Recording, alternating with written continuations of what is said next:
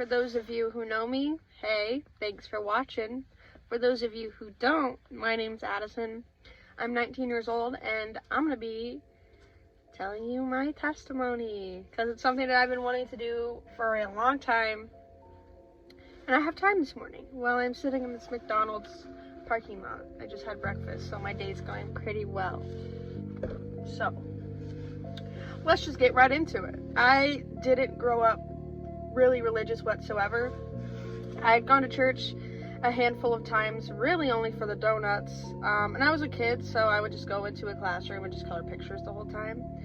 And so growing up, I didn't have much knowledge of Jesus or who Jesus was or what he did, and it stayed that way until my junior year of high school.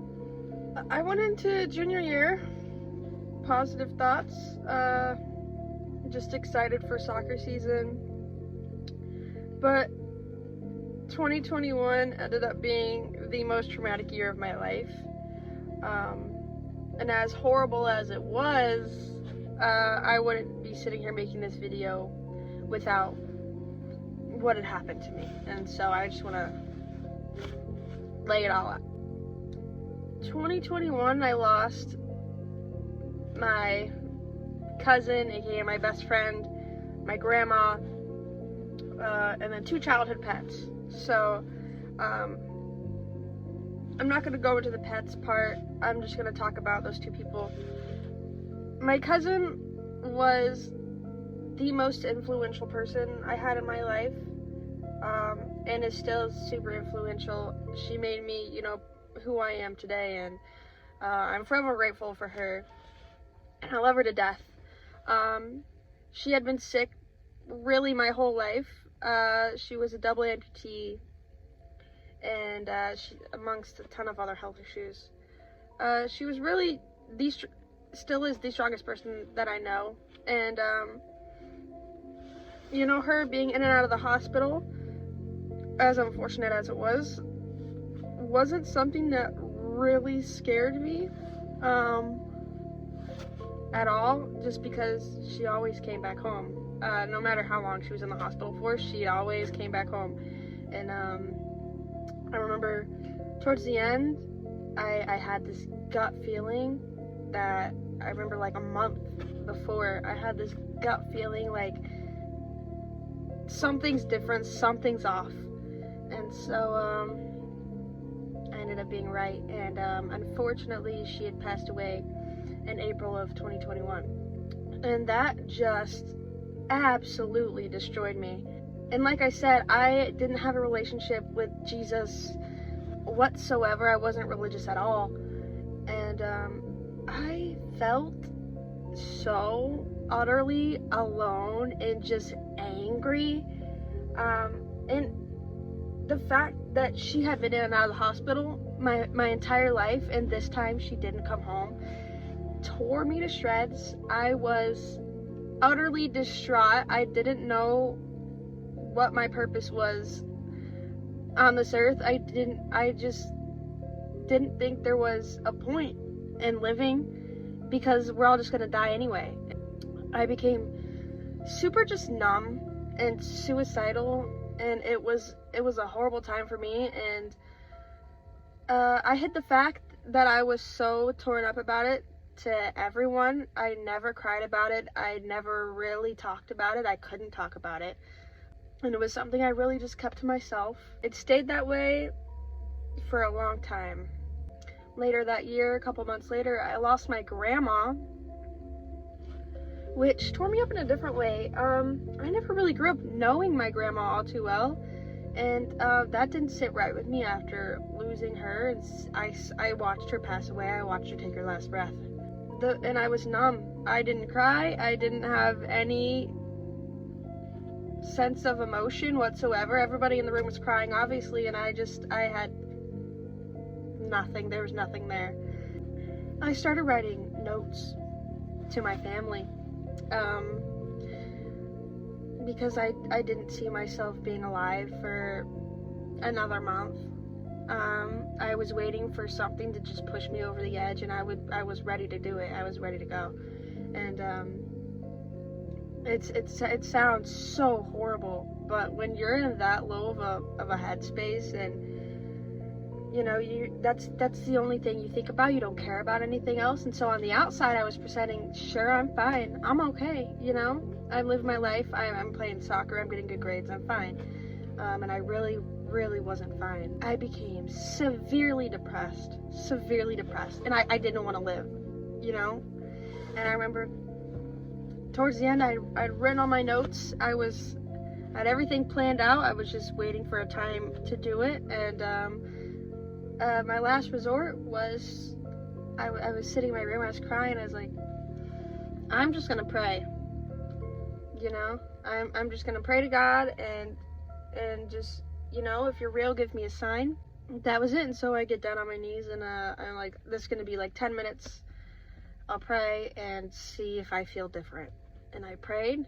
10 minutes turned into 15 into 20 to 30. When you experience the presence of God, it's so hard to explain. I just felt the most wanted and the most loved I had felt in my entire life. Like a warm blanket had been wrapped around me, and God would say, everything's gonna be okay. And I just took a deep breath, and I looked around the room, and I just felt God's presence, and it was so insane to me because it's something that I'd never felt before, and it was something that I needed.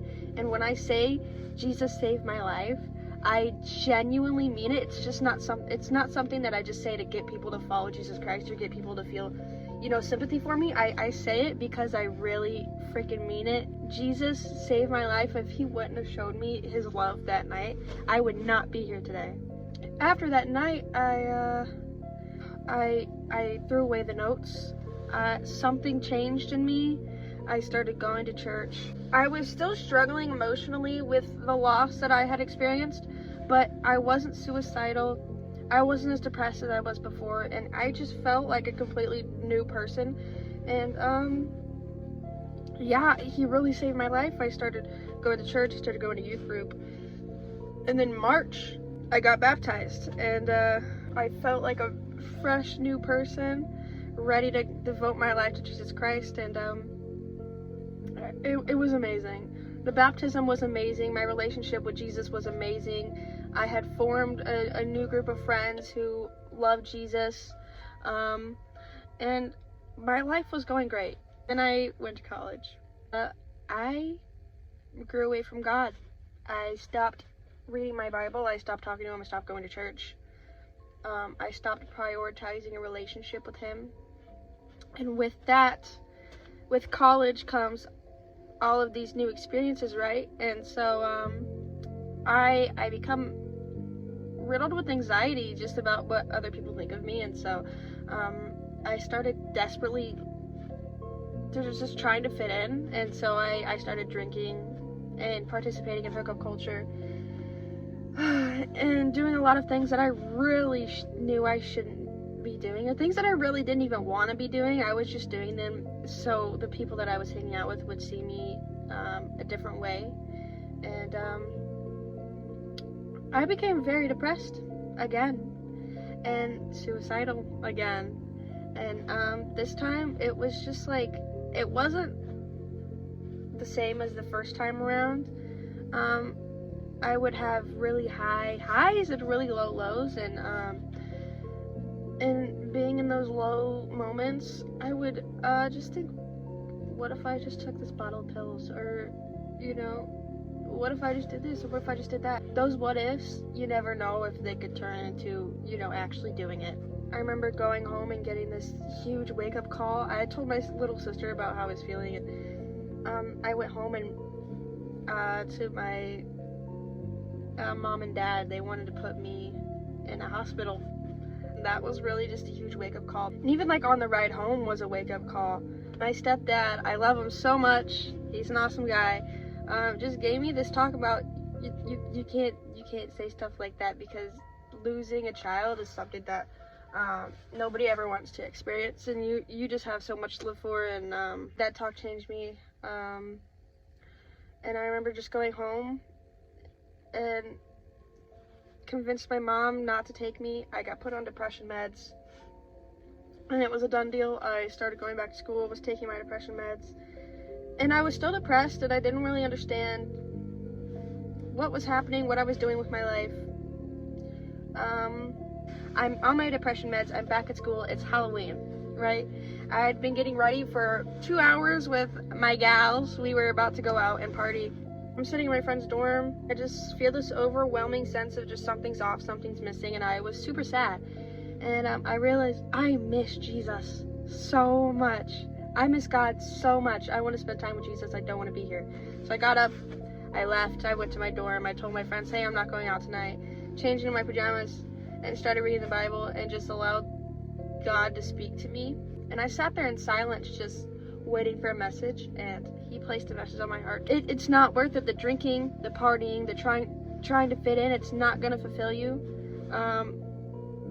Like, God is going to fulfill you. And then I felt the same presence that I felt that night that Jesus Christ saved my life. And since then, I've just been living for Jesus Christ. And I remember telling God, I don't know if college is for me. I want to live my life for you, and being here is making it very, very difficult. So if college is not the way, not the path for me, a path that I should be taking, slam that door shut and open another one of opportunity. And he did just that. I dropped out of college, and I've been, talking to God every single day. I have this awesome relationship with Jesus Christ, and I've been going to church, and hopefully going on a mission trip in July, and things are looking up. And I wanted to film this testimony just for anybody who's going through or had gone through the same thing that I had been through, that there's always a light at the end of the tunnel, and the light is Jesus Christ. But I just want to tell you, especially if you're like a teenager who's struggling with depression, I have not been taking my depression meds for months, and Jesus cured me from depression. He cured me from my anxiety. I'm a completely new person, and he can do the same to you. Just give your life to Jesus Christ. Come as you are, and he'll change your life, and he'll save your life. And I sincerely promise you that. And not just because it's happened to me. It's just because it's what Jesus does. He died for my sins. He died for your sins. It's finished.